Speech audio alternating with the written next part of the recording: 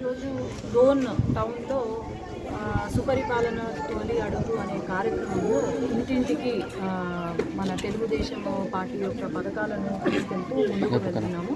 డోన్ శాసనసభ్యులైన కోట్ల సూర్యప్రకాష్ రెడ్డి గారు అలాగే నేను అందరం కలిసి ఇక్కడ కార్యకర్తలతో పాటు టౌన్ పెట్టుకోవడం జరిగింది. ఈరోజు ఇంటింటికి వెళ్ళి ఎట్లా ఉందమ్మా ప్రభుత్వం అని అడుగుతుంటే ప్రతి ఒక్కరూ కూడా అమ్మ మాకు అన్ని పథకాలు అందుతున్నాయి, చాలా సంతోషంగా ఉన్నాము అని అంటున్నారు. ఎందుకంటే పోయిన ప్రభుత్వంతో పోలిస్తే ముందు ఆ 5 సంవత్సరాలు ఏమీ కూడా అభివృద్ధి కానీ సంక్షేమం కానీ ఏమీ జరగలేదు. మనం అందరము గమనిస్తే అమ్మఒడి అని చెప్పి అందరూ పిల్లలకి ఇస్తామని ఆ రోజు ఆనాడు ముఖ్యమంత్రి చెప్పి ఎన్నికల ముందు కేవలం ఒక్కరికే అమ్మఒడి పడింది. కానీ ఇప్పుడు మనం ఇంటింటికి తిరుగుతూ ఉంటే తల్లికి వందనం కార్యక్రమంలో ఒక పథకంలో ద్వారా ప్రతి ఒక్క బిడ్డకు 15,000 రూపాయలు రావడము అనేది చాలా సంతోషంగా ఉన్నారు. అట్లాగే సిలిండర్లు రావడం కానీ 3 సిలిండర్ ఇప్పుడు 1 సిలిండర్ పడింది, చాలా సంతోషంగా ఉన్నామమ్మా అని అంటున్నారు. పెన్షన్లు ఎంత పెంచినాడండి జగన్మోహన్ రెడ్డి గారి ప్రభుత్వంలో 350 250 అంతే పెంచింది.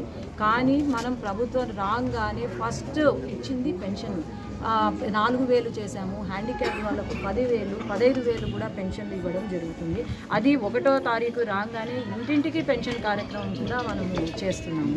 అట్లాగే ఈరోజు నారా లోకేష్ అన్న ఆధ్వర్యంలో మనం గమనిస్తే ఎన్నో పరిశ్రమలు రిలయన్స్, లూలు కానీ లేకపోతే ఎల్జీ కానీ ఇలా ఎన్నో పరిశ్రమలు పెట్టుబడులు మన రాష్ట్రానికి వస్తున్నాయి.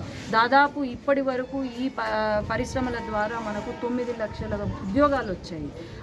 ఈ 5 సంవత్సరాల కాలంలో 50 లక్షల ఉద్యోగాలు కల్పించే బాధ్యత లోకేష్ అన్న తీసుకున్నారు.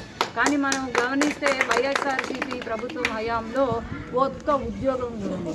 ఉద్యోగం పేరుతో వాలంటీర్ ఉద్యోగాలని చెప్పి అందరూ 10వ తరగతి ఇంటర్మీడియట్ చదువుకున్న వాళ్ళ బ్రతుకులు నాశనం చేసి వాళ్ళను చదువుకొని ఇవ్వకుండా ఈ వాలంటీర్ జాబులతో సెటిల్ అయిపోయారు.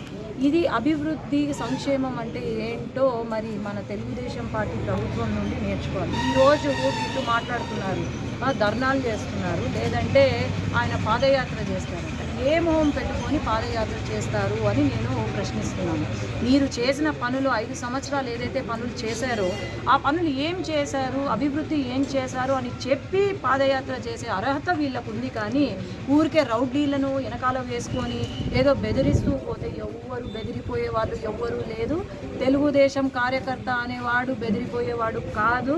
సత్తా ఏంటో చూపించే కార్యకర్త తెలుగుదేశం పార్టీ కార్యకర్త. కాబట్టి ప్రతి ఒక్కరూ కూడా వైసీపీ చేసిన అరాచకాలు ఇంకా మేము మర్చిపోలేదు. ప్రతిసారి వైసీపీ జెండా చూసినా, వైసీపీ నాయకుడు చూసినా మా పైన పెట్టిన అక్రమ కేసులే గుర్తుకొస్తాయి మాకు. ఖచ్చితంగా మళ్ళీ ఇంకోసారి వైసీపీ ప్రభుత్వం రానివ్వకుండా మేము కూడా ప్రతి ఒక్క కార్యకర్త కృషి చేస్తున్నాము. ధన్యవాదాలు.